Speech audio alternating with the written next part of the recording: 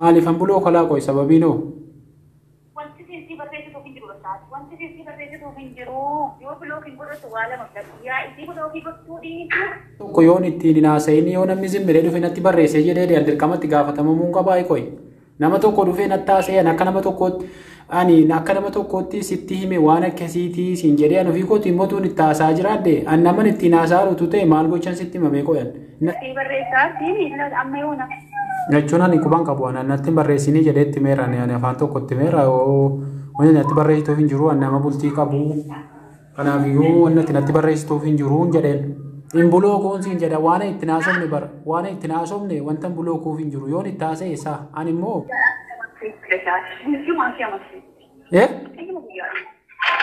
Osuma siinaa tokkotiin yoo guyyaa irraa shamaastee ni mata.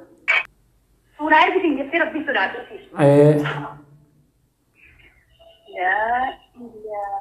Manuma suuraa geessanii morkaa qabdu sodaatu. Beeku duraa geessu. Jechuun maal gochan jechuudha namitti gaa kan jedhe isiitu jedhe malee. Hijiraan kafaranidha. Ati hijira si waanti kennite oolcha.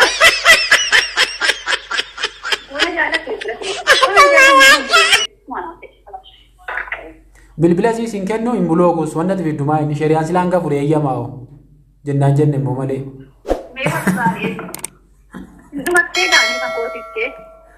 Deebiseen itti dawwalaan isiniin jedha obboleewwan kiyyaan irratti cuftee bulookii jettee yookaan immoo dawwaleen biyyatti himaa jette. Kanaafiyyuu tan deebisaa isiniin jedha.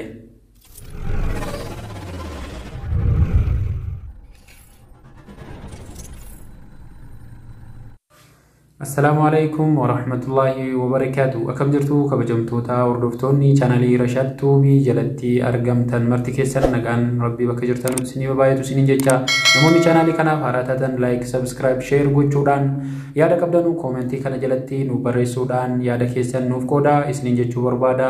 Egaa guyyaarraa kana garuma qophiin qabadhee dhufetti kanan darbuun ta'a haga xumura qophii kiyyaatti nafaana turaa isiniin jedha.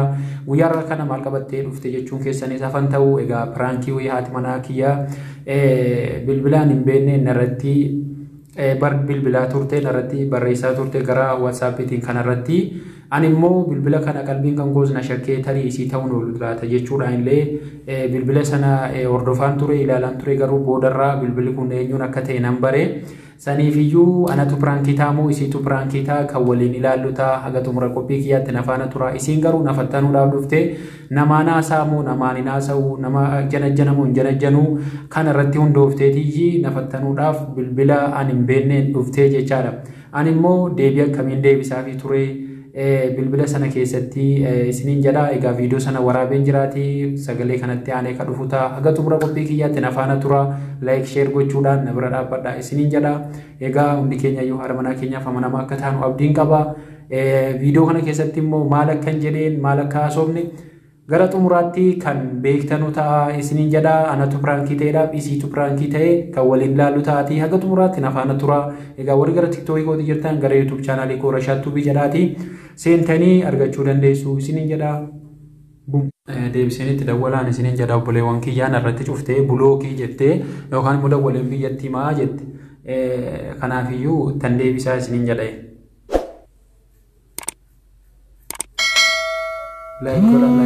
Like.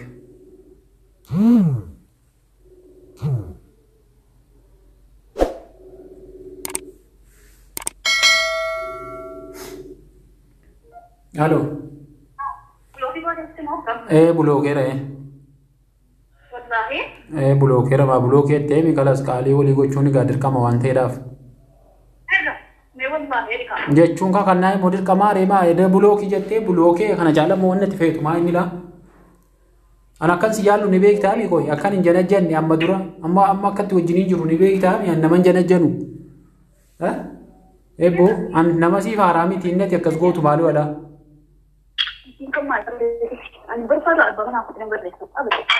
Jechuun baay'ee baannee dhaqii natti barreessii hin jenneen ofiin dhuftee natti barreessiti mee maala godhu mee badiin kan koo maaliidha badiinaan maa natti himteedhaa qoyan sababiin akka dinan shakkineedhaa fi waan akkasiitii jedhe sababiin sitti meedhaa fi ati kanatti irratti deebistuuf. Jechuun bulookee qaama immoo lamiin bulookamu. jechuun egaa beessa beektee beekuu baattee egaa isa kana bulookee isin jedhe kaan wanna ittiin beektu. Jechuun kakannaan dirqamaa eegoo wanti kakatamuuf hin jiru bulookii jettee amma malee kakadhuu miti amma wanti nuti irratti walii galaaru bulookii naan bulookii.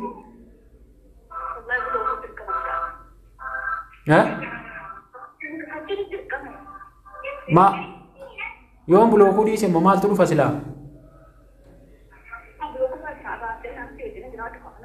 Ma jechuun shari'aan hanga fureeyyamaa rakkoo maalii qabalaa yoo jiraattes ani tuuni nama jana janu ta'ee jedhee si jammar wannumtan dhufee sitti himuuf hin jiru akkasitti naa hubadhuu siin jedha awwaanan si jaalladhu haniji namni dhufee akkas naan jedhee siin jedhee akka nama tokkootti sitti mi'an si galee utuuni jana januu barbaade jedhee wannan sitti himuufis hin jiru mana bira jirta moo bilbilli kun harka jiraawu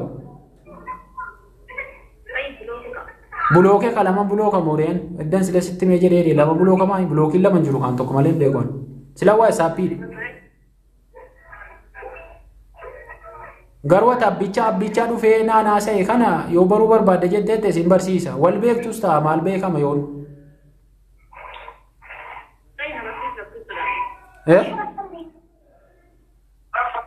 Nanna barsiisi. Bartee hoo maal goota laa? Lawa tokko iyyuu godhu.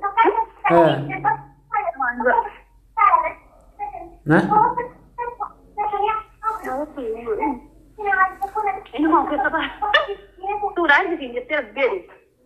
Moo naaf faraasa uudha. Suuraas ergiteetti ofiifis suuraa naa ergiteetti isheenis. Mee wallaahi. Bareedduu tokko suuraan lee naa ergiteetti bareedduu tokko namatti tolti. Keessa nagaan nagaan haati faatu. Jechuun faarsuu miti kaanisi suuraa sinatti ergitee si waan argin sitti mi'an.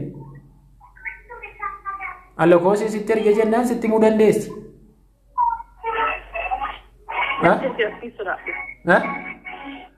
Natti ergita suuraa bilbilatti. Maa shamaraa shamarrii shamaramaatti gooti. Shamaraa shamaramaatti gooti. Abbichumaan wal si barsiisaan siin jedhe bara. Egaa walansi barsiisaa wal bartanii kaatanii immoo duruu wal beektan immoo akka ofii keetii qaxxaamtu beeki yoona duruu sun wal beektu. Tole yeroo ammaa kana teekinooloojiin guddateera akka namni hin beeknettis namaa hin haasa'aman jettu ati.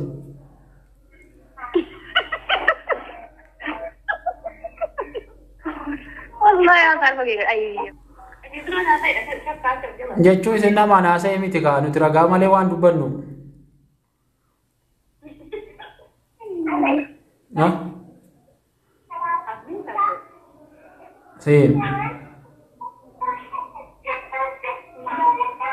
Kanaaf iyyuu akkasii lamu waan akkasitti hin deebiinii siin jedhaa wanta akkasii kun gaarii miti. Wanni akkasii kun gaarii miti lamu waan akkanaatti hin deebiinii siin jedhati lamu. Lamuutti hin deebi'uudhi kakadhamu. Lamuutti hin deebi'uu jedhu. Maafan buloo kolaa qoy. Jechuun yoo dirqaman taanes maaliifan buloo kolaa qoy sababiin hoo? Wanti keessi barreessituu hin jiru taate. Wanti keessi barreessituu hin jiru. Yoo buloo hin godhatu waa lama fudhatu. Yaa isii buloo fi gochuu dhiisu. Yaa isii buloo fi godhina naasoo. Waa lama keessa waatu. Yoon bulookne hoo?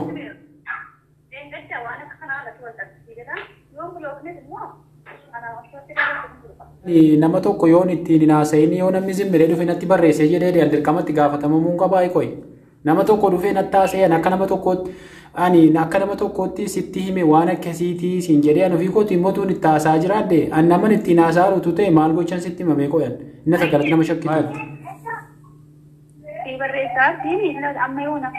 Jechuun ani quban qabu ani natti barreessinii jedheetti meera ani afaan tokkotti meera wanti natti barreessituuf hin jiru ani nama bultii qabu kanaaf iyyuu wanti natti barreessituuf hin jiru jedheen achumaan isin rakkoo maalii qaba shari'aan hanga fureeyyamaa taa fureessa iyyaasomne wanta bulookuuf hin jiru yoon itti haasa'e isaa ani tun nama jana janu ta'ee jedhee maal gochan dhufee sitti balaa qoyme akkuma yaadduttu ati ofii keetiif ani naman jana janu sittan himaa qoyme dhufee laa.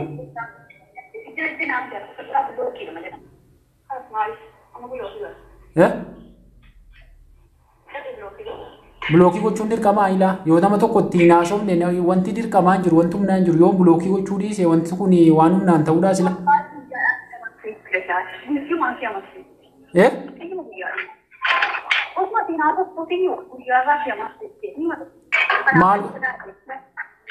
Maaliifan itti haasa'an wanti ati sodaattu hin jiru waan ofii kooti ittiin haasa'u nama booda barreessitee dadhabdee dhiifti waa meeqa haasofti alii suuraa alii maarree jetti waa meeqa wanni isin haasoftu. Suuraa ergitiin jettee rabbiin sodaatuuti.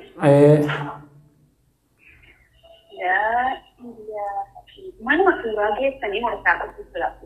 Beeku duraa geessu. Jechuun maal gocha jechuudha namitti gaa kan jedhi isiitu jedhe malee. Hijiraan kabbaranidha. Aku juga cuma sedikit urut. Orang jalan yang belum semua. Bilbila sih singkat no imbulo ko suara tu cuma serian langka pura iya mau. Jenna jenne mau malee. Jechuun ittiin haasa'uu siin jedhe bar imboloo kusii ittiin isin haasa'uwan deebiyoon kennuu fidii see jedhee wanni godhamu hin jiru sii galee kan akkasittuu badhati malee wannati halkanii guyyaa eenyuun haasaartaa kana wannati jettu hin jiru anaan ina beekta akka namaa hin haasofne. Jechuun an namaan haasa'an jiru ka an haasa'an jiru an ofii inni dhuftee natti barreessite waan ta'eedhaafi kan ammoo an deebii itti kennaan jiru akkan bultii qabullee itti meen jira waa hundayyuu itti meen jira sii galee. Kan ammoo wannati shakkitu hin jiru.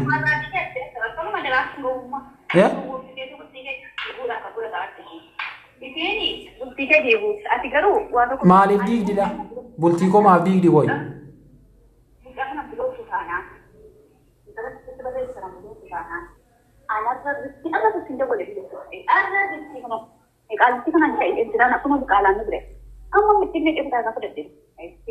Ayyee. Maaliif buloo talaa koyi maaliif buloo kamti sababiin oomee? Bakka ittiin haasa'an jiru kaan an deebiin kennuufi kalas ittiin deebisuwan. Ittiin deebisuwan. Ittiin haasa'uwanii siin jedhe bar bulookiitu hin taane ani ittuma haasa'u deebiidhuma ittiin kennu.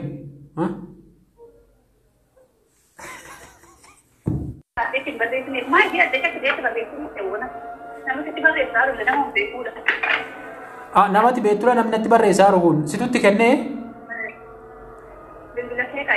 Maal godhiidha?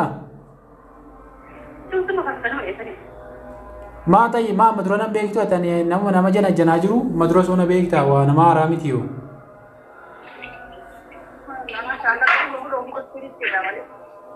Tayyib ati yoo nana ta'uu baatee an akkaniin jana ni beekta silaa maal gochan jana si moomaatti godha.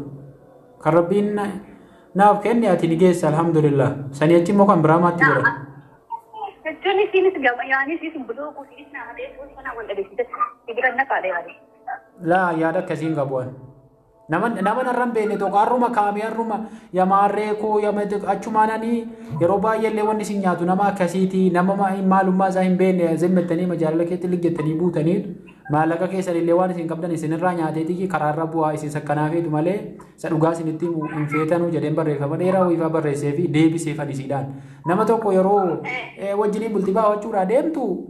Dura qorachuu qabda namni kun amala akkamii qaba nama nagaadha moo nama akkamiiti malee har'uma ka'eera siin jaalladhe siifan du'aa siifan badhaani kun amala wallaalummaatiin jedhee yaadan akka kootti namni tokko nama jaallatu tokko dura adda baafatee ka'ee jaallachuudha. Laa biiziidha qoy nan deebi jechuun kanuma himuu fiifani kaan isuma siin akkanuma siin jaalalamaa reettu kan adda baasuu fiifani namni akkamitti akka nama jaallatu. Jaalaluma waan jedhame nama beektu miti.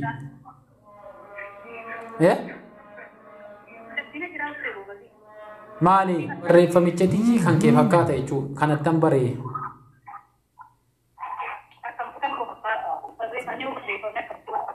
Kanuma keeti. Maal ta'eet?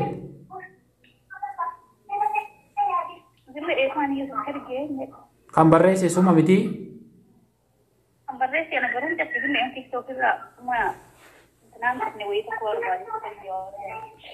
Maaliif barreessite laa qo'eeti garuu maaliif akkanatti barreessuun kan kee maaliif laa? Ansi fattanuudhaaf. Nama biraan jaallatamu hin jaallatu deebii kennaa kan hin kennu. Ayyee.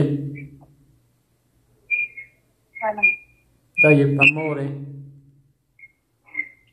ما لا تقدر تبغى تيجي تشتري تفنى أكيد والله لازم كذا لا كذا تنتاني أكيد ما لا لا قالي أكيد لو بيجي تشتري مالي كلا برادر بيرجعون. لو بيجي تشتري تكاي بلوكي يوبرينا خلاص تربينا يو بلوكي بورين خلاص بلوكي موكسي تباريتان نيسي.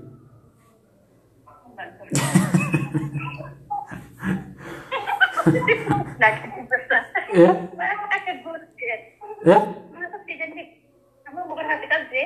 Jechuun barreeffamni si mire ergan barreeffamaan si bare bulookii si moontan gochuu dhiisee bakka si ta'e hin bare.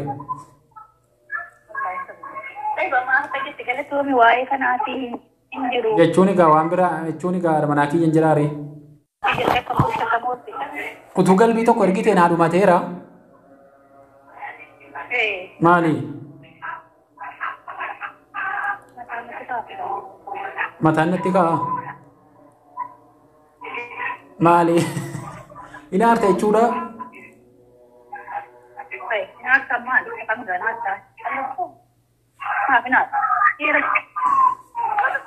Ayyee. Maaliif galaa tettee immoo yaadaan turreere?